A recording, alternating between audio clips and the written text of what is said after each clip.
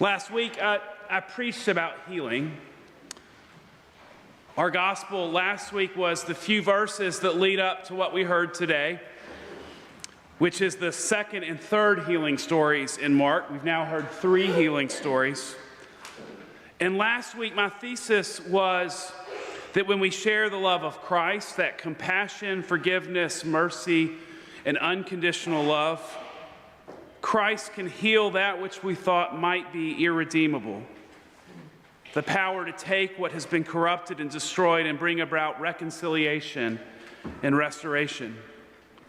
I told a story about men on death row in Alabama and the power of love, hope, and forgiveness, a story of healing. My hope from the sermon last week was that it would not only contextualize these difficult passages about demons and spirits and evil so that we can have the context to live into these passages, but also that it would encourage each of you to continue the work of healing, of sharing Christ's radical love, of seeing the power of the grace and mercy that Jesus calls us to share.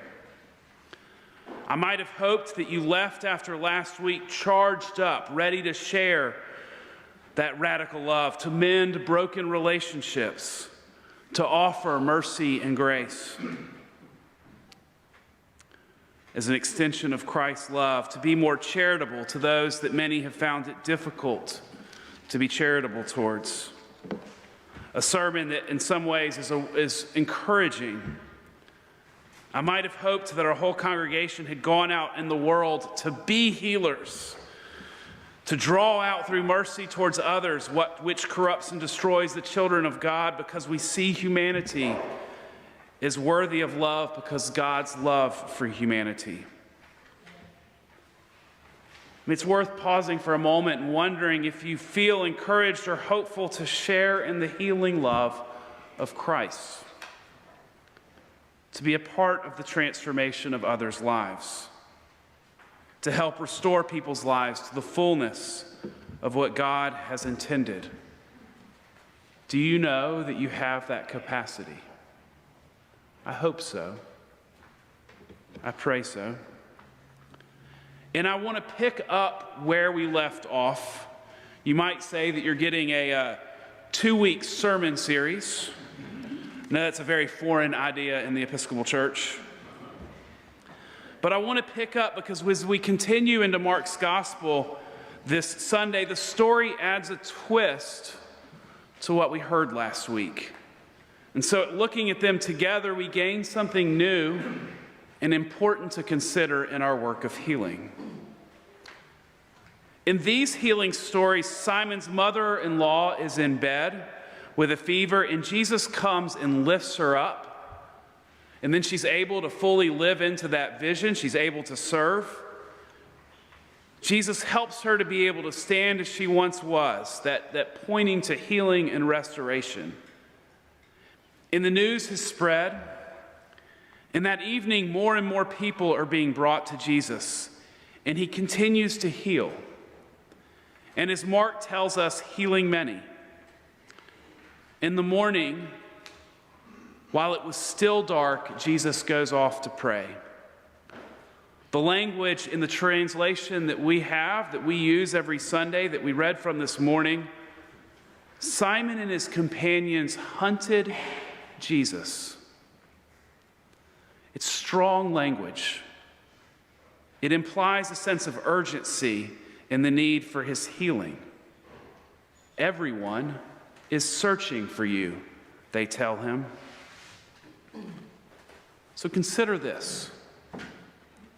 They've not finished their evening work. They've not finished their work and then awoken to continue. No, Jesus has left them to go off and pray. I found myself wondering what his prayer might be. God, grant me the strength to endure these people and their illnesses, or grant me the patience to endure their suffering. I wonder, what did he have to ask for? I want to suggest there are 3 possible things that we can take away from today's interpretation. First, what if Jesus is modeling something for us in our work of healing? Maybe first, that we can't fix everything. That we have to know what we have capacity to handle and what we don't. We can't fix every problem. It's interesting to me that Jesus cures, at least at this point in the story, many, but not everyone. I mean, even the Son of God only heals many at this point. What are the places that you feel called to respond to offer your healing work to? Is it around racial injustice or economic injustice or environmental injustice? Is it around mentoring and teaching those that need role models and positive influences in their life? Is it around food insecurity? It's worth considering that not every battle is ours as individuals to fight. And that's not because of our love or care for everyone or our faithfulness. It's about simply our emotional and spiritual capacity. What if we don't have the capacity to handle everything? The second point is about the time that passes in this story. Jesus leaves, and there are still more people that need to be healed, more work to be done. Now, I'm genuinely curious. You don't have to show of hands. It's okay. But how many of y'all in the nave have had your phones vibrate in your pocket since you sat down and are itching to know what that message is to clear your inbox?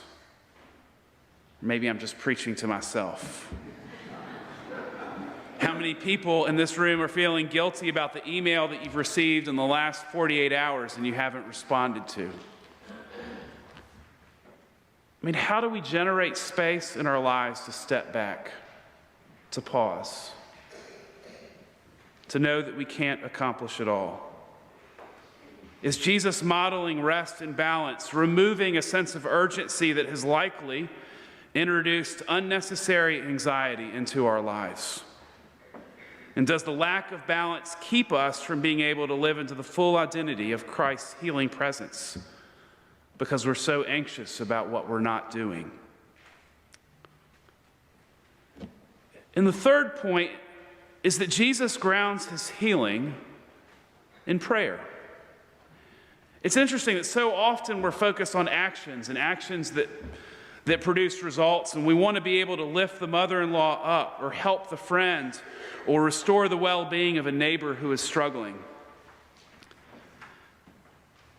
And there's an implication that Jesus could have been healing. They're searching for him. He's being hunted down by his followers, and yet he's off praying. It's worth considering. What is the role that prayer takes in your own life? How often do you consider the value of calming your mind, of setting your phone aside, and praying deeply for the needs of others, for the state of the world, and for the peace which surpasses all understanding? I mean, prayer is critically necessary for our own wellness, for our own wholeness. Prayer, that means that prayer is a part of our work of sharing love and healing in this world. Now, these 3 points that we can't fix everything, we have to explore our limits and do what we can within our own capacity. The need to create space to pause and reflect, and the reminder to be grounded in prayer and not to be solely focused on our actions. Each of these are about the healing that is necessary within our own lives. That greater truth that while we are called to offer ourselves to each other, that to be able to do that requires some intentionality and focus into the well-being within our own lives. And that Jesus gives us a model so that we can care for ourselves or let Christ care for us. Healing is not just what we offer the world. Healing is, in part, a dialogue between what we can offer the world and that inward look, to heal the rough edges of our own lives, to give ourselves time and space and balance to be made whole.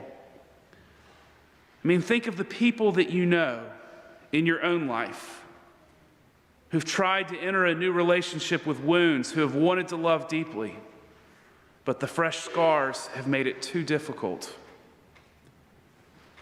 And I didn't go back and listen, so I don't have your exact words, Mary B., but you said something a few weeks ago that if we don't allow God to heal ourselves and that pain and brokenness in our own lives, we transmit it. We transmit it. We are called to be God's mercy and love and to share that healing in the world. Mark shares that vision of Jesus over and over and over again. And I hope that you and me both together see that work as our response to God's love, and yet also recognize the need to turn inwardly and to embrace that model for ourselves too. May we be kind and gentle to our own souls so that God's healing work can touch our lives and prepare us to offer God's healing and love to this world. Amen.